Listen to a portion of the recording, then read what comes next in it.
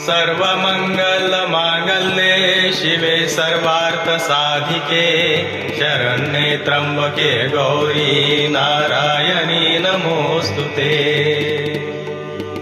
ओम क्लीं श्रीं त्रिनेत्रायै नमः।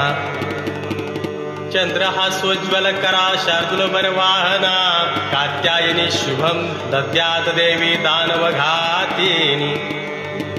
या देवी सर्वभूतेषु मा कात्यायनी रूपेण संस्थिता। नमस्तस्यै नमस्तस्यै नमस्तस्यै नमो नमः। हे देवी माँ कात्यायनी, आपको सादर प्रणाम है।